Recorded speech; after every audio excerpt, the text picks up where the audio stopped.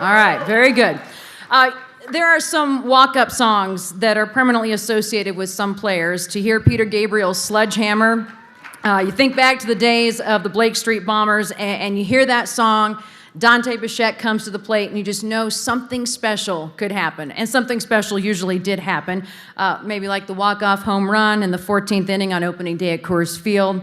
While Colorado was not Dante's only stop in Major League Baseball, I think that all of his dropping moments that he had was enough for fans here in Denver to pretty much feel like Dante is ours. Take a look at the video. He became a Rocky on the day of the 1992 expansion draft and immediately set up shop in the middle of the Rockies lineup.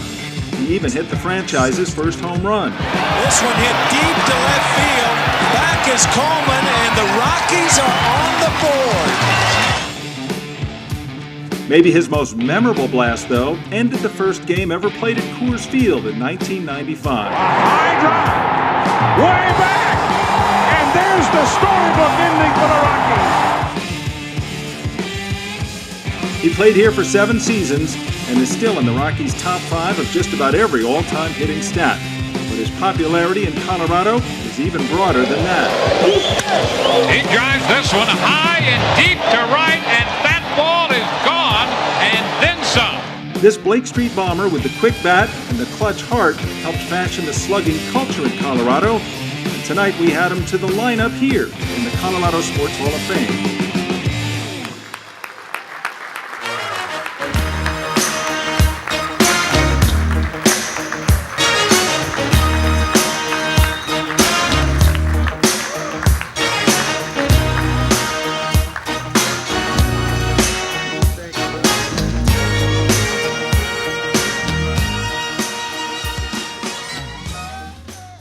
I miss that hair. First thing, the Marriott and the Hall of Fame and everybody involved, what a wonderful event. This is really cool. I didn't expect it to be so cool, and thank you for coming here for us, guys. It's really cool to see the athletes out. I don't recognize everybody, but it's really cool to see the athletes, especially the old guys. And if you aren't sure who those guys are, those are the guys walking with a limp. And I promise you, the bigger the limp, the better they were. I got a 19-year-old Vaughn that's going to be mad if I don't get a picture with you, Vaughn Miller. And I've got that outfit, and I almost wore it tonight. That would have been awkward.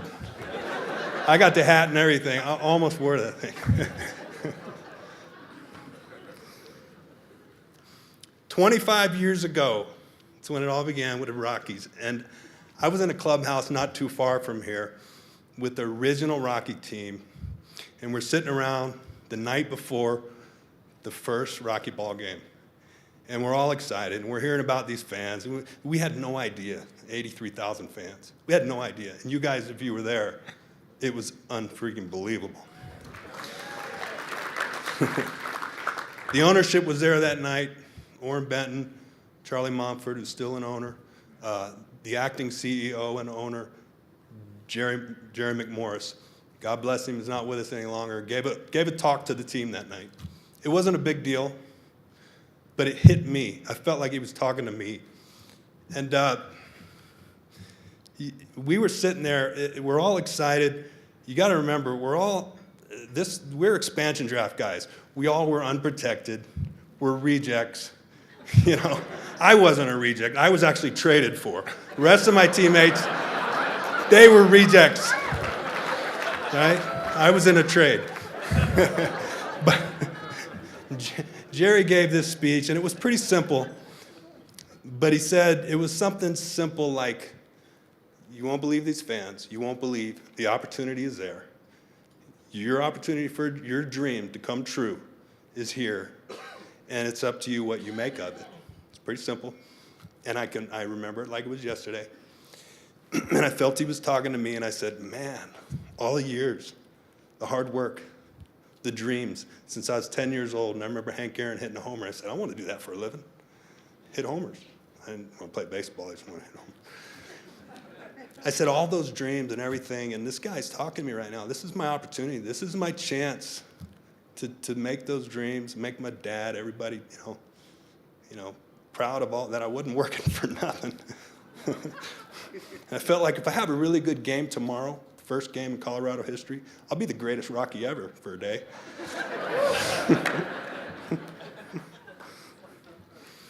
But here we are, 25 years later, and things turned out pretty well.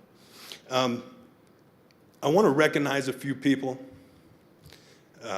that'll give you kind of a little picture of what I'm about and why I'm standing here in front of you today, and recognize those people because they were just a part of it, and they were good people. You all knew I had a pretty good relationship. I mean, if you get 83,000 fans pretty much and 65,000 every day for a while, you're bound to get a few fans. I had some fans, and they were good to me, and I had a relationship with the Rocky fans. It was really incredible for me. I couldn't bring them all tonight, but I tried to bring a couple, and they actually were more than fans. They became very good friends of mine. They're at my table tonight. They're two. One guy's a big bald guy, and the other guy's a bigger bald guy. And I think they're bald because they liked me so much, and they just wanted to be that. But I met them, and they were season ticket holders. I met them in spring training, and we hit it off. TGI Fridays after a game, they used to go down every spring training, go to every Rocky game. And one guy didn't like me. The other guy liked me. The other guy didn't like me. You know how I don't like that guy. I like Galarraga, But the night I met him, by the end of the night, I talked him into it, all right? Come on, you got to like me. Anyway, that's Keith and Randy. Keith Bramer and Randy Westberg, and they're back there. And I'm glad. I haven't seen them in years, but I had to have them here tonight to enjoy this with me. They're a big part of it. They just represent something that was real special to me. Another one, a lady that worked with Children's Hospital for 18 years, Leslie McKay. And through Leslie and my family, Mariana, we did some really special things with Children's Hospital back in the day. We built a cardiac suite to be operated, where they operate on the kids. And my best friend's son was the first one operated in this room. This is 20-some years ago. And he had 6 heart defects. Everything was in the wrong place. And God bless him, as healthy as can be today. And we did some really special things, and Leslie was a big part of that. She's still doing great things.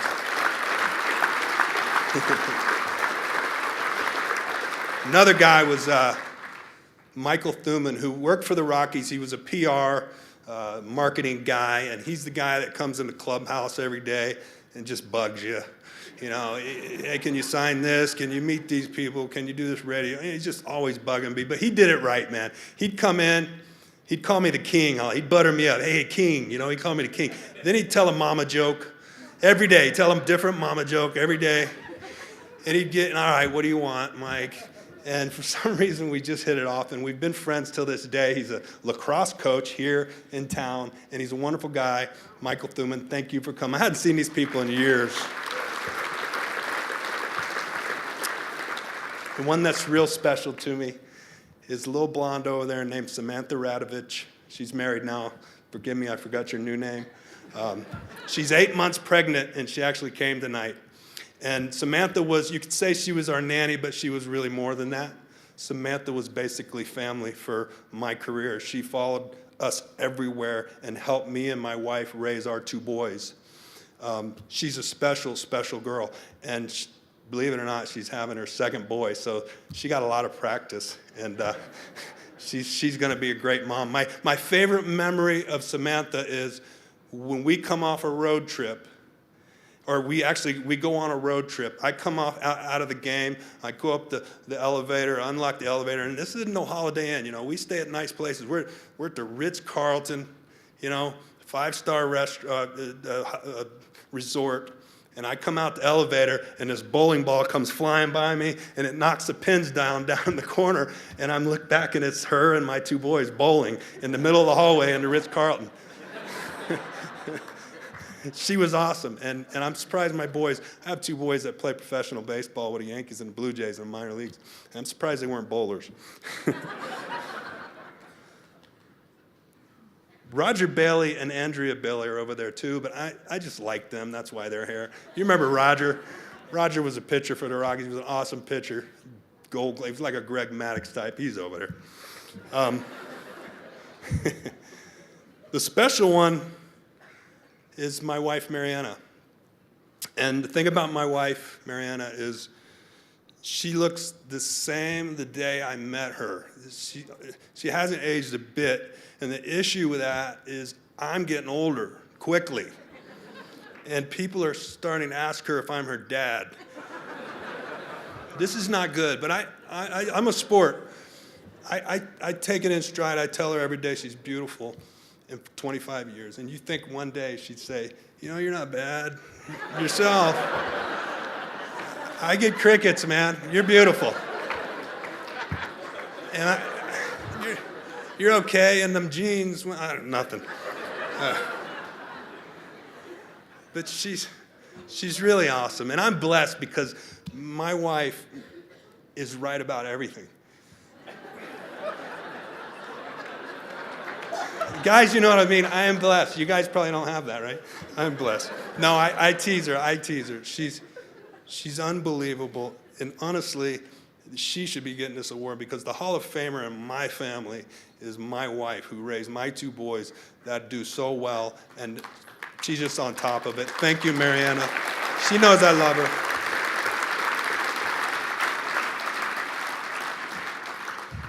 Another guy here that I think a lot of people in this room probably have an affinity for, or is my favorite manager, and what I think was the greatest manager I ever played for, was Don Baylor.